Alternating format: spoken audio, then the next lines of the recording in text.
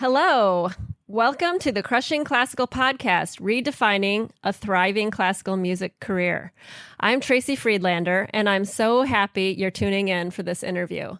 Today on the show, I have Ezra Weller, trumpet player and COO and co-founder in the company Groupmuse.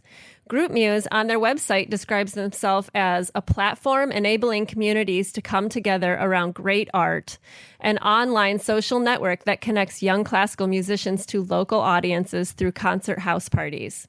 I've read articles comparing it as the Airbnb of classical music or the Uber of millennials who want an orchestra in their living rooms. From what I can see, it's simply a great way for musicians to be able to play chamber music in small, intimate, home-hosted concerts. I can't wait to hear more about this service and company and what they've been up to, so let's get started. Ezra, welcome to the show. How are you? I'm great. Thanks for having me, Tracy. You're welcome. So would you tell me more about Groupmuse? Describe to me how it works and everything about it. Sure, yeah. So the main way it works is through our website, which is just groupmuse.com.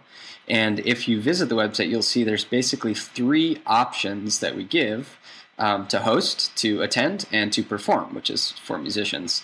Anyone can host a Groupmuse, anyone can come to a Groupmuse, and anyone can play as long as you submit a few recordings and have us approve you first. So in order to host, you just click on host, and you can choose a day. Then you'll submit your event, we'll approve it, and musicians will see that event on the website again. They'll offer to play, and that's how they get matched. Once you have a host and a musician, the event is listed on our calendar, and members of the community can RSVP to come. So basically, we take those three groups of people, hosts, attendees, and musicians, and we bring them together for that one special night of a Groupmuse, and everybody comes together and has a good time. And we try to make as many of those happen as possible. Cool. So are you saying that the host isn't necessarily only inviting their friends, but other community members can also come? Absolutely. So one thing that's really important to us is building community.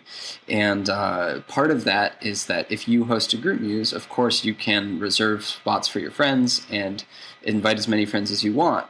But we also require you to leave at least a few spots open for community members to RSVP off the website, because we think that's a lot better for the community and your neighborhood, your city, for people to meet some new people every time they come. That makes sense. It's a way to branch everyone out to each other and spread it around. Yeah, totally. That's awesome. So how did it get started? So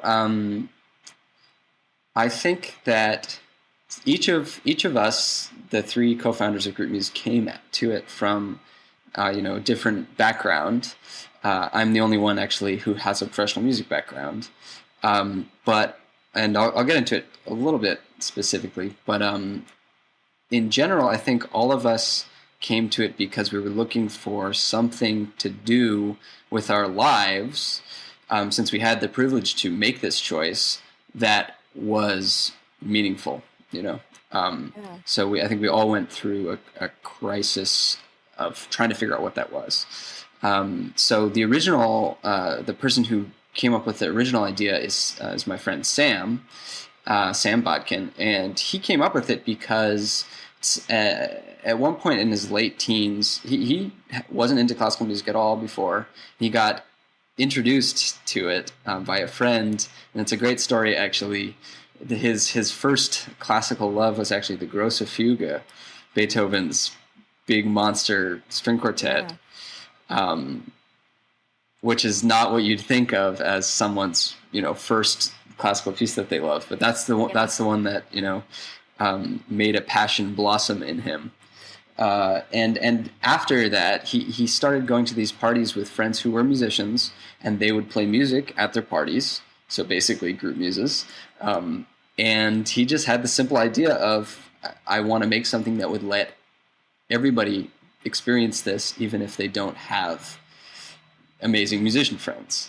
And then, for me, I came at it from being in music school and trying to figure out how to bring my art to the world. And I was dissatisfied with the options around me, and I wanted to help start something new.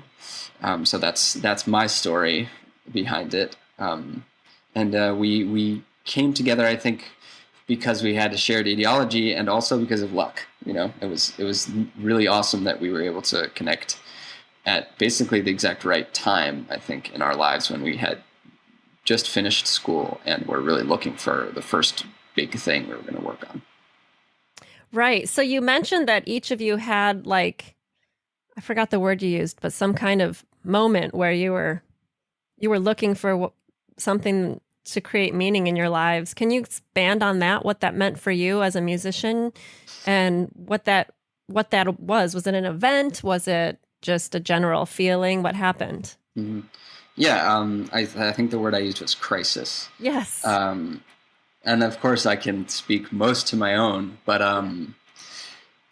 yeah, I think a crisis, not just around how to find meaning in your life, but how do you live your life in a meaningful way, which involves things other than just doing what you want to do, right? You have to do something that you'll be okay doing, but you also have to do something that's going to make your life possible. You're gonna have to make enough money to live, and if you want a family, to have a family, and if you want to buy a house, to buy a house, and whatever else it is that you are going to need in your life to feel okay. And that's a tough question, basically. Yeah. So for me, that moment, if there was a single moment, I guess I would point to, I was studying composition at New England Conservatory, and I had finished my first year of a master's degree. And I went that summer to a music festival, one of these umpteen music festivals that happen all around the country and I guess all over the world. And I had never done that before. Before that, I had been studying jazz and doing other stuff and working in the summer. And finally I said, okay, let me, everybody's always doing these festivals. I should see what it's all about and go do one. And I went and did it. And lots of things about it were very nice. And I'm not going to say which one it was. But there were lots of great musicians there and fun people. And my favorite thing about doing that festival was that we played soccer a lot, which was great. But it wasn't the music that was my favorite thing. And I found the experience pretty artistically hollow. They had a group that was, meant to perform the composer's pieces. And it just felt very, I don't think it was anyone in particular's fault, but it felt just anemic to me. Like nobody was really expressing themselves in a clear way. And not only was it not succeeding in that, nobody seemed to care that much. And it just made me feel like I didn't want to work with anybody in this area ever again. And I never wanted to do another one of these festivals because I had friends that were musicians and they would do a better job expressing what I wanted to express anyway. And I basically felt like the institutions were hurting me more than they were helping me. And I wasn't necessarily saying that's what it was like for everybody, but for me, that's how it felt. And when I went back to school, I basically was not interested anymore in following this academic path, which eventually leads to being, for a composer, professor. And I didn't want to do that anymore, really. And I basically stopped scheduling lessons. I just didn't do it for like a semester until the very end of the semester, and I realized I was going to fail. Like it was, I had forgotten that like you got graded for that. I called up my teacher. I was like, oh no, I guess it's okay. What's going to happen? And it turned out okay. But yeah, I think that was the crisis. And while that was going on, I was doing all this stuff outside of school. I was playing a lot outside of school. I was playing a lot of improvised music. Obviously, I had a background in jazz, and at that time, I was doing a lot of free improvised music in Boston, and was doing a bunch of teaching at these like El Sistema-inspired programs in Boston. And I had been looking seriously into this idea I had about how to make acoustic music have a place in society again. And the idea I had been running with was streaming, online streaming, because these other, there's, if you look at YouTube, right, there's a lot of people interested in a lot of different types of content out there. And I thought maybe there's some people that want to see some cool music, and maybe I can make something that will work. So that's what I was looking into. And basically right at that point is when a mutual friend introduced Sam and I, and this whole journey began. That sounds very timely that you guys met right then. It was certainly timely. Although, I only have one past. So sometimes I think that if you look back, everything seems timely, right? That's true. That's true. Yeah. So it sounds really, this is the reverse order that I usually ask the question, but I oftentimes ask people what their defining moment is where they were at a crossroads in their career. Their fuck this moment is what I call it on the show. And it sounds like that's what it was when you found yourself at that festival and you just weren't matching up with the experience around you and what you wanted. So you started to search. Yeah, that was definitely that moment for me, for sure. Yeah, that's cool. So so now Groupmuse has started, and are you still playing the trumpet? Yeah, totally. I'm playing a lot, and I'm also writing a lot of music as well. I play in a couple different bands, and I just moved to Baltimore actually this summer with my wife, and I haven't done too much performing here, so I've been going back to New York and Boston like every other weekend to play, which has been kind of crazy, but it's nice to still be doing that. And I'm definitely still trying to, do my own music as well as Groupmuse. So yeah, that's tough really to juggle all that stuff, but I'm definitely still trying to. Yeah, but you're creating a unique career according to what resonates with you as being important, which I like.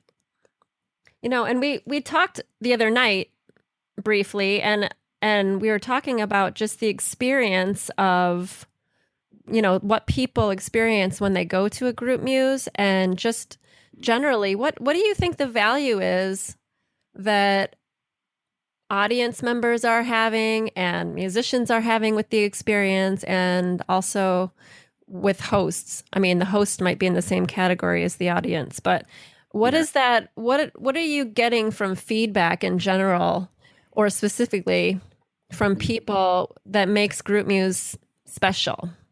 Yeah. There's two things, I think. Well, there's two things out of Groupmuse, right? And they're the two things that I think are the most important to be positive, and I think they are really positive most of the time. And the two things are the people and the music. So the people is community, is friendliness and warmth, and having a chance to be with old friends and also meet a few new ones in a situation where everybody is allowed to feel safe and comfortable. And I think a lot of things contribute to that. And a big one is that it's in people's homes. And that's, the concept of a house party is something most people are pretty comfortable with already. Yeah. And so I think that pairing of Groupmuse, that's kind of new, but it's a house party too. And that's something that I'm comfortable with, helps people, and also just the casualness of homes helps people come out of their shell a bit more than they might if, it was in a different venue. So the home and the mix of all the new people, and also we really do try to encourage a culture of warmth and acceptance and accessibility and inclusivity, to help that community idea. I like to think of community not just as a gathering of people, but a gathering of people that have relationships with each other.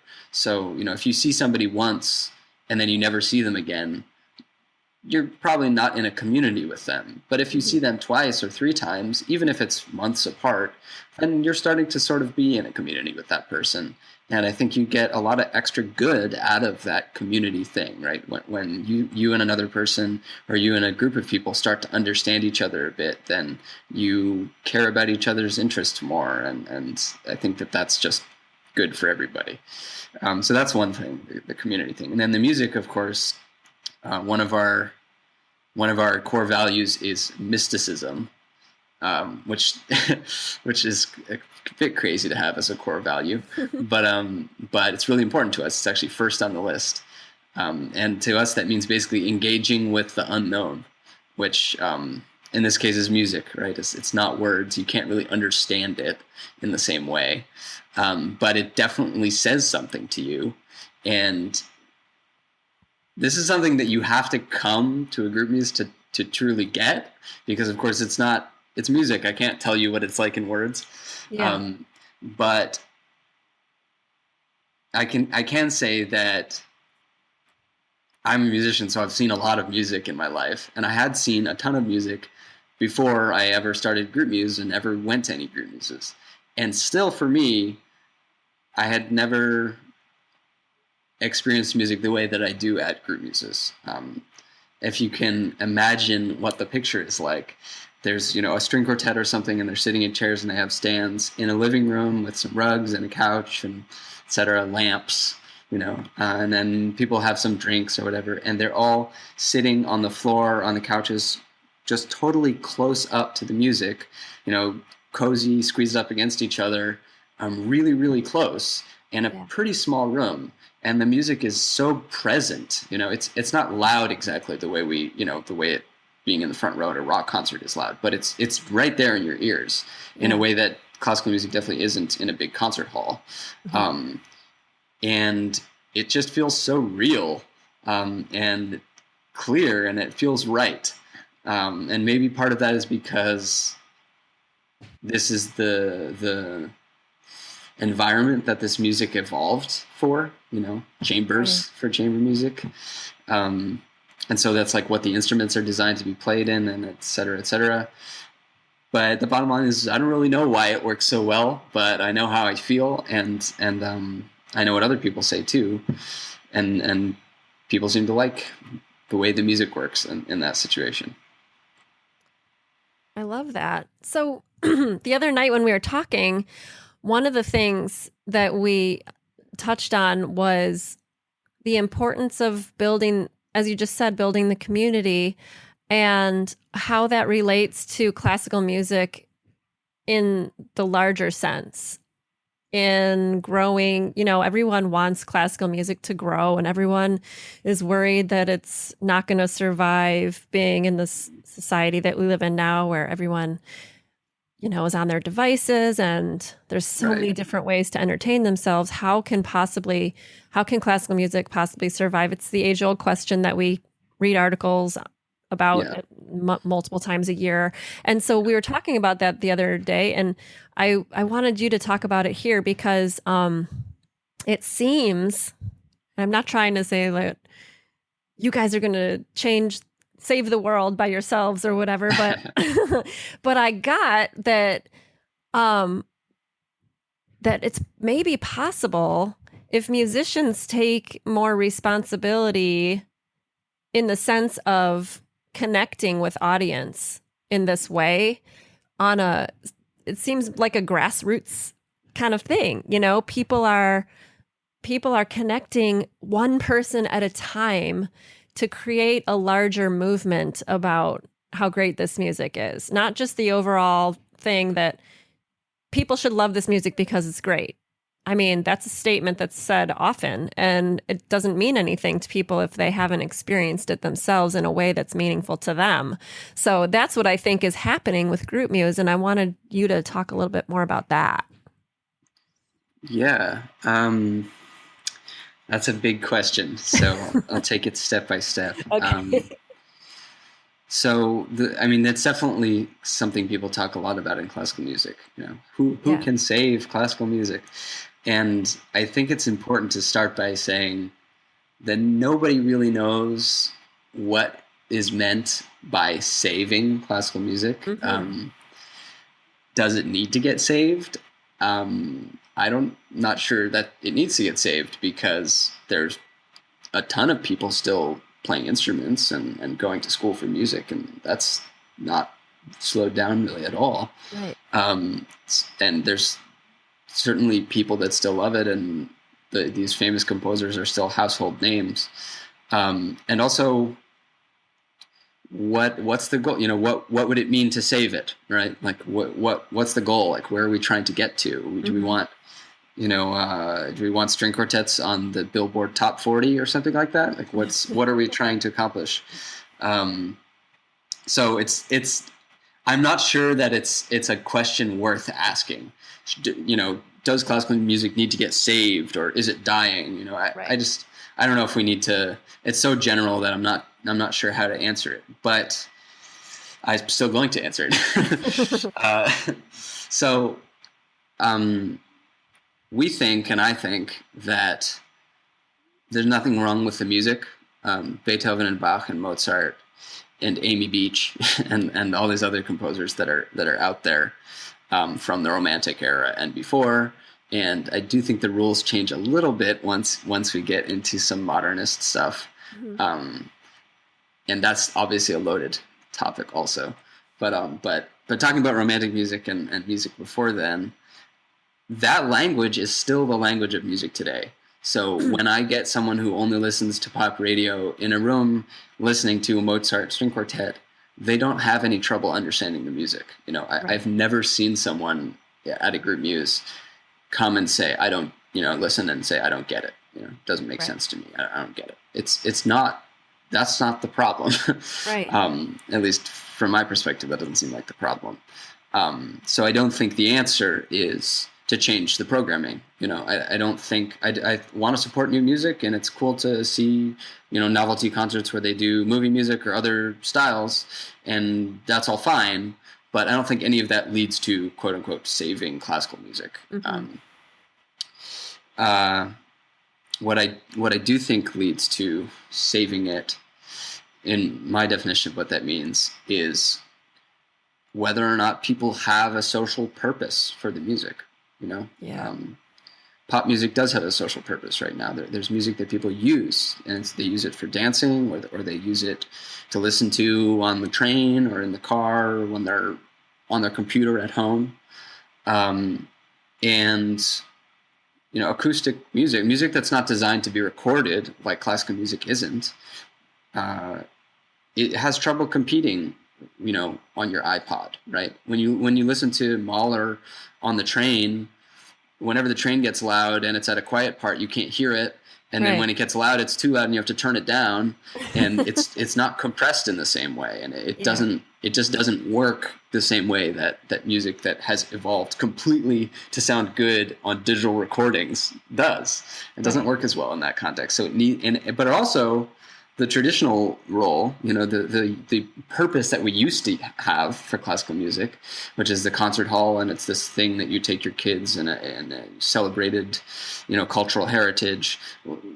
Whether or not that's a good thing, it's not working for people today. It doesn't seem to have a purpose for them today. Whatever purpose it used to have is gone, or at least it's going away. Mm-hmm. So I think the answer, if there is one, is to make a new purpose. And yes. That's our idea with Groupmuse, is to make a new purpose.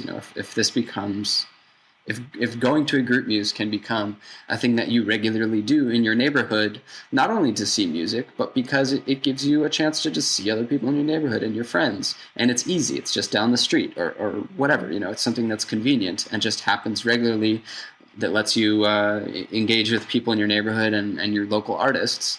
That seems like, a purpose that maybe people could get into today. And if people do get into it, then that will perpetuate the culture and the music. So that's our version of how it might save classical music. There might be other social purposes out there that people could come up with, and honestly, trial and error is the best way to find them. Yeah, I love that. I love that, because I'm thinking about, you're doing such a great job of of creating a mood of what a group muse feels like to be at and how that purpose could be meaningful to people. And I love the description that you had earlier where you were talking about everyone grouped in tightly into a room, sitting on floors and rugs and pillows and couches, all right next to the music. It's a different scenario. And I think people, they would definitely have a different kind of experience than they've ever had, which would create a new purpose for it. That's a really great way to look at it. I love that. Or it might be total gobbledygook. You'll have to come and find out. In the end, words are words, and the proof is in the pudding, right? Like that's if people true. come Someone might be like, and totally. it keeps growing, then it's real, and nobody can argue with that. So hopefully that'll keep happening, and we'll keep growing. And like you said, you don't know what's going to happen until you try. So what was it like at the very beginning? Was there just one person who did it? Yeah, tell me about that. Yeah, basically, at the very beginning, we just started with people that we knew. Mm-hmm. And we said, will you host this thing at your place? The first name for them, funnily enough, was not even Groupmuses. We had the name Groupmuse for the whole project, but we didn't realize yet that the obvious names for the concerts were Groupmuses. So we weren't even calling them Groupmuses. But we just asked people, and then every time we would have one, we would do a thing that we still do, which is right before the music starts, somebody gets up and explains to the crowd what Groupmuse is and says, it's really easy to host, and we need more hosts to keep the movement going, and then we look for the next host at that event. Mm-hmm. And that's all we did at the beginning, and every time we would find some more hosts, and eventually we went up from just doing one to once a month, and then once a week, and then multiple times a week. And at that point, we were just in Boston, and it grew really quickly at the beginning because we had me and Sam, and then Kyle, and then even other people that were just being totally evangelizing it all the time to their friends, and that's super powerful. Yeah. And so you're in what cities? So Groupmuse is now in Boston, New York, San Francisco, and Seattle as our official cities. And we've got a little bit of activity here and there in other places. We haven't officially expanded, whatever that means, yet, because we've been concentrating on reaching sustainability as an organization the past couple of years. But we're really, really excited to give people the tools to start in new cities. And we just want to make sure we have the tools properly there so that the right culture and the right kinds of events can get transferred over those long distances. I see. So you want to make sure it gets set up right first before people just take it and run with it as far as trying to get it going in their city? Totally. I think a decent way to think about it, apologies if this is a weird metaphor for anybody, but a good way to think about it is actually like religion or something. If you're like a Episcopalian or something, and somebody comes to your church and you're the pastor, and they say, I want to start an Episcopalian church, across the Mississippi or whatever, and you say, oh, that's great. I'm so glad you're so excited about our cause. But then you're worried about like, well, what if they don't set it up right? And what if they don't teach our teachings properly, right? So obviously we're not a religion, but we are a culture, right? There's a certain culture that we want everybody to be nice to each other and a bunch of other stuff. And we don't want to lose that. Yeah. And that's why we want to be careful about expanding. We think that's really important. That makes sense. So has anything totally unexpected ever happened? Like I don't know. I think one thing that was unexpected to me that you mentioned, I just asked you if something was unexpected, and I'm going to tell you what I want you to say. So I didn't mean to say it like that, but I was surprised to hear and thought it was cool that some musicians do tours this way. And that seems like an unexpected thing to come out of it. So tell me about that, and if there are any other unexpected things that have come out of Groupmuses that you can think of. Yeah, absolutely. So we've gotten to the point now where we have enough hosts in our system who have hosted before. And this is another way group muses happen, is that hosts and musicians can message each other directly. And then if they set something up, we just set it all up right away. Mm-hmm. So there's enough hosts in our system now that a musician, from Denver, I'm thinking of one particular example now, can message a bunch of hosts in San Francisco, set himself up a bunch of shows over, 4 or 5 days, and then travel all the way to San Francisco from Denver. And he's even done this in New York now, and play all those shows and do decently well financially, as well as just hopefully having a good time and getting a bunch of fans, just through groupmuse.com, which isn't something that we told anybody to do. Yeah. And so that's really inspiring for us, to see somebody really take what we built and then run with it and try to build their community, which is exactly what we're hoping will happen. Especially because they're not living in one of the cities that group muses happen in, but he didn't care. He just decided to do that anyway and set it up so that his trip would be worthwhile. So how do they get paid? Is it a so the way basically the way payment works is all the guests at the group muse pay the musicians. Mm-hmm.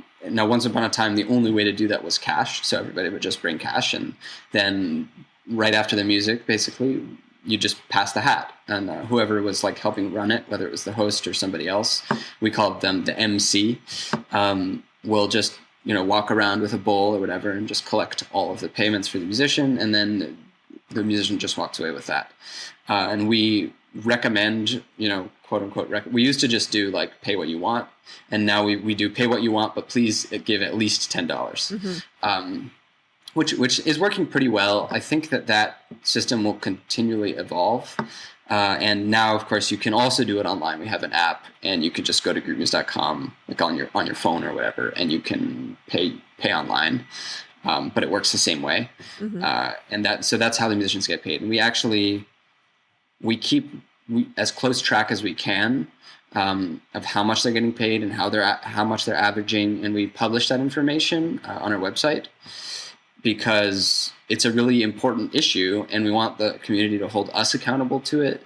And we know that like what fair pay means is a constantly changing thing, and it's not our place to decide what is fair for musicians to be paid. It's up to musicians and also the audience to kind of collectively figure out what fair is. And so we're always kind of working to try to make sure that we're doing right by people in terms of that. And we're also trying to do things in a sustainable way. So, the people that come to the group muses pay the musicians. Yeah. I love how you say that it's you recognizing that it's not up to you as the people who have created Groupmuse to decide how much a fair fee is. And I know you mentioned that in our other conversation about the process of becoming a musician for Groupmuse, and how currently you have a way to, listen to people's recordings, but at the same time you want it to become more of a I don't know, collective process or something that you described. Because of the whole gatekeeper kind of idea of you guys being the ones allowing, I don't know, you said it better than I'm saying it right now, but if you could elaborate on that. I just love the whole concept of your company because it's so free and open, and even though you guys are the starters of the company, you're not being like dictators about anything. So it's so interesting to me. We hope to be less and less dictator-like as things go. For example, right now, to be approved as a musician, you have to basically apply, and you send us a recording or two of yourself, and then we just decide whether you're good enough to play at Group Muses, right? Mm-hmm. And we're pretty qualified to do that, but at the same time, it shouldn't, in the long run, be entirely up to us whether or not you're going to be able to play a mystical performance for your Group Muse crowd, because we're not them. I think we should probably always have a role in choosing, but we don't want to have 100% power over that. Right. Yeah, that's a pretty good example. On the other hand, though, a big part of Groupmuse at the beginning and still is bringing a pretty new kind of music for a lot of the people that come. They don't know a lot about classical music and they haven't heard a lot of it before. So it's important for us to bring what we do know about it to them. They might not realize what they want until they get it in some cases. Right. Like we've had people say before, I remember this because it's funny, some host got like a woodwind group or something like that assigned to their Groupmuse, and they said, woodwinds, I thought this was only classical music.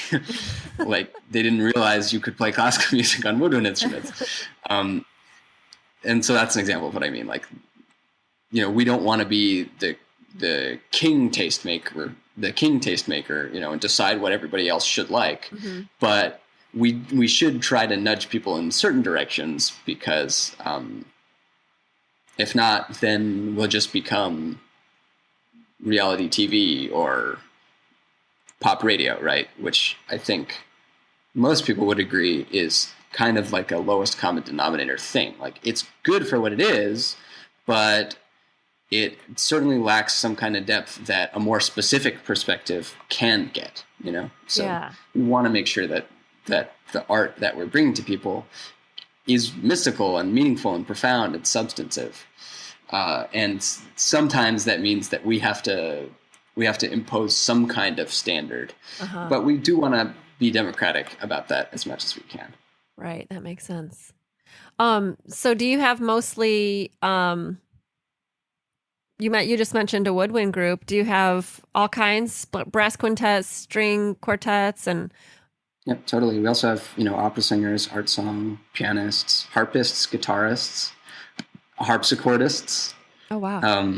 I know this is surprising to me because I didn't realize so many of these people are out there. Especially harpsichordists, harpists, and guitarists. There's a ton of them out there actually, and harpists and harpsichordists will bring their instrument to your place, which is still unbelievable to me, but I guess they're used to it. And I think it's cool because there's maybe not so many solo gigs available for those people. And like suddenly Groupmuse is actually a way to do that more. And my impression is that it's been really useful for them. Right. And with the harpsichord, I mean, that was generally an instrument that would be played in small settings like that historically too. So that sort of like a godsend for them, I bet. Yeah, I mean, I don't want to put words in their mouths, yeah, but I know. I've certainly seen more harpsichord performances since Groupmuse than I had before. That's really Which cool. Is great. I just love the idea of it. I hope that I know that it'll continue to spread, and I hope that it comes to Raleigh. There's lots of musicians here, so eventually we've definitely had people reach out from there. And like I said, we're working on a bunch of stuff, the tools that we need to help people actually start communities in new cities. And we're hoping that, in the next few months, we'll actually be able to release some of that stuff and like officially start letting people do that. And I'm really excited about it. So awesome. If you want more information, you can visit our website and sign up and we'll hear about it. Okay, that sounds great. So I have a couple last two questions for you. The first one is, what is one habit or behavior you've developed over the course of your career that has made a big difference for you? Okay, so you did give me copies of these questions beforehand, so I did think about it a little bit. Okay, that's good. And for this one, I put 3 things, even though you asked for 1. That's okay. Because I couldn't resist. And the 3 things are: 1, start by asking what you really want and build around that. And I think that's been important for me because it lets you question the default answers that other people give you, Yes. Sometimes the existing stuff isn't actually helping you, and it's hard to see that.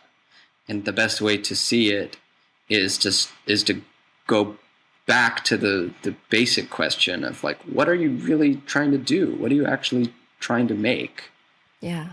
And then think about, okay, well, what's the best way to make that? And you might find that one of the things that everyone said was a no-brainer isn't actually something that you need or want even. So then the second one is proactive empathy, which is another thing that we try to practice with our team at Groupmuse.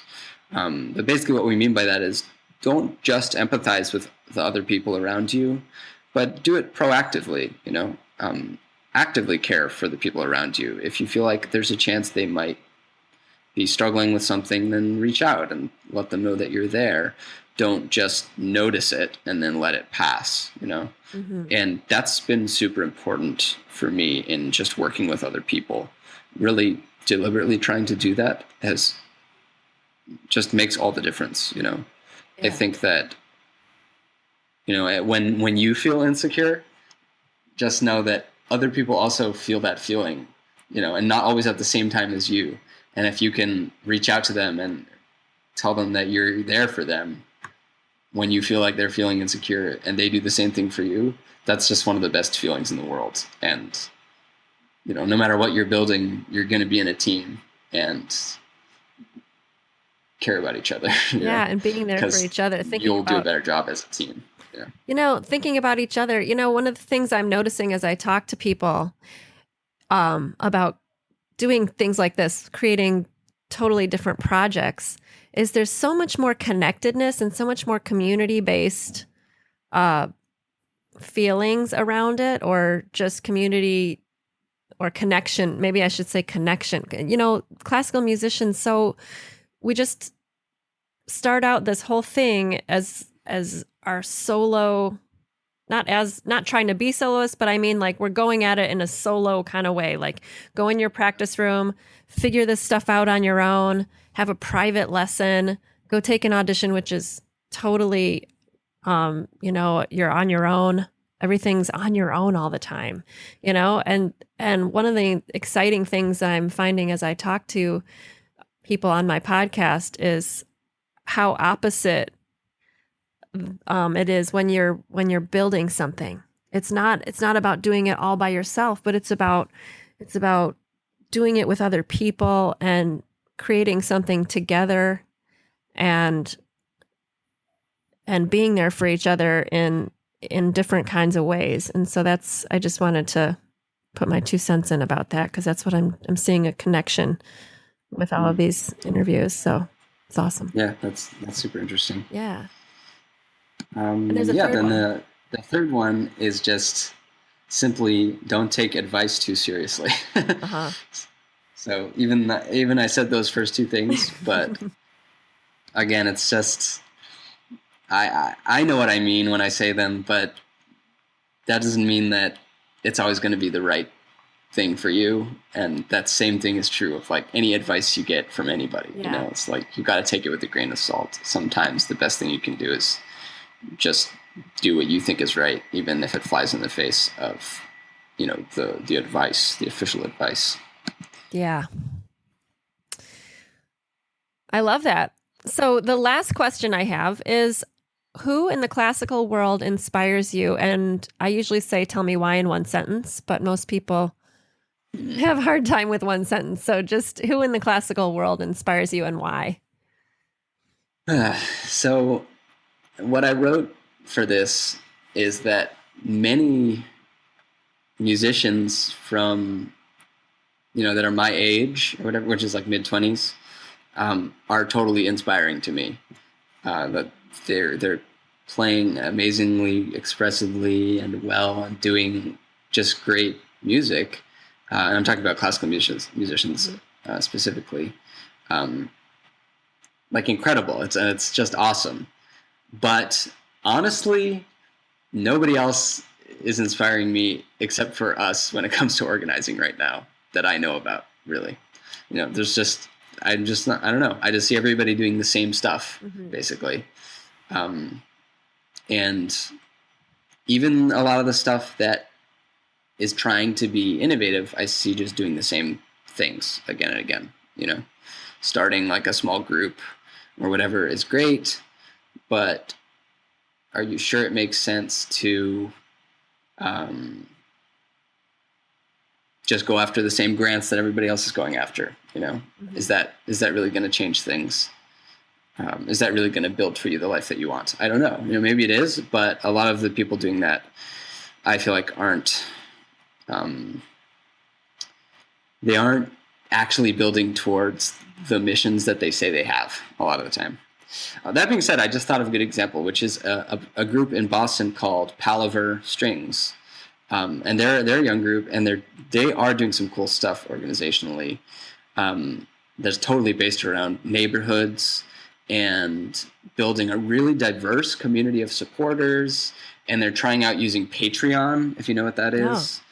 Patreon is like Kickstarter, except instead of crowdfunding like one big project, you crowdfund the project of an entire like career or something like that. So like for Palaver, if you support them on Patreon, it means you'll give them like $5 a month or however much you name, and then you get whatever benefits, and then you're just supporting them, with your small part. And there's a bunch of other people that do the same.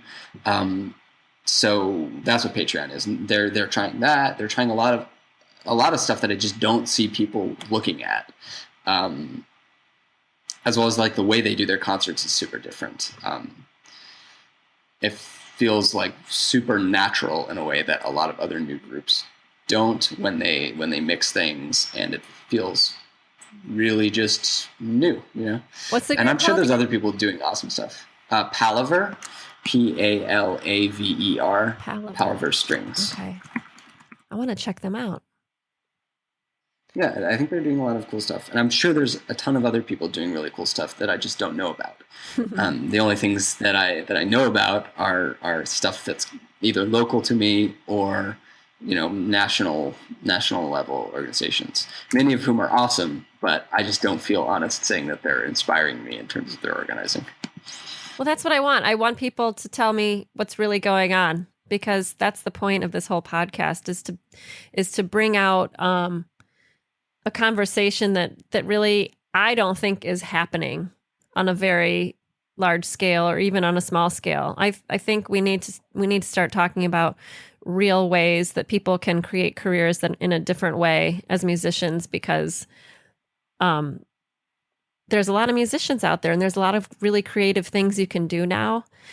And there are more options than there ever were before in the past. And that's why I'm inspired by people like you who are starting companies like this that not only are innovative for your own life and job and business, but also to help other people create innovative opportunities and to make a difference in the classical arena, so that you're doing a multitude of things all at once just by starting this company. And it's really phenomenal. So I applaud you for it.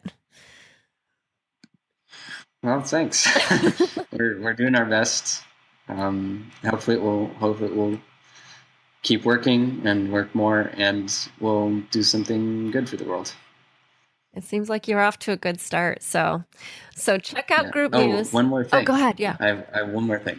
This is something that I like to aspire to with Groupmuse, and like that we say to each other, is that we want to be part of the music world, not the classical music world, as in like it's just one world, and you shouldn't cloister yourself into the classical music world. And I think more people should think that way. Not in terms of like, oh, that means we should do cover songs or something, but just like, why do we group all the genres that aren't classical together, and then classical is its own thing that doesn't belong in the category of music? It's like music and classical music. And that doesn't make sense to me in terms of like performance practice, and like music is so diverse, and you shouldn't think of yourself as part of this only classical world, even though that's kind of what the classical world wants you to do as a classical musician. It wants you to only hang out with other classical musicians and only only consider performance practice that comes from the classical tradition. And there's lots of other performance practices. Like what Groupmuse does is, I think, totally faithful to the music, but it's not particularly faithful to what the classical music establishment says is the right way to do it. So yeah, be part of the music world, not a part of the classical music world. I like that distinction. And there's so much in language, isn't there? So much power in the words we choose. So I'm going to be mindful of that because, yes, we play instruments that are coming from a historically classical genre. I mean, our instruments were invented in what seems like the ancient times. Maybe that's why I think people stick to that word or that wording or that idea, but broadening. Yeah, I mean, I don't mean that you should not be a classical musician. I just mean, like if you're a rapper, you don't not think of yourself as just a plain old musician or whatever, right? Or if you're in a rock band, you think of yourself as just a musician, right? Part of the music scene, part of the music world of America, or whatever country you're in. And it should be the same for classical musicians. I agree. That's neat.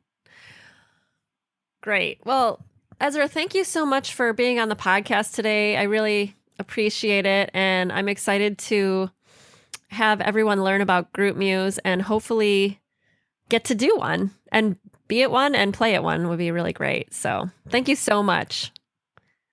You're welcome. Yeah, you're really welcome. Thanks for having me. And I hope that you do get to do some Groupmuse stuff. And I hope we can go around the world. Yes, I think you will. Thanks for joining us on this interview, and I'll see you next time.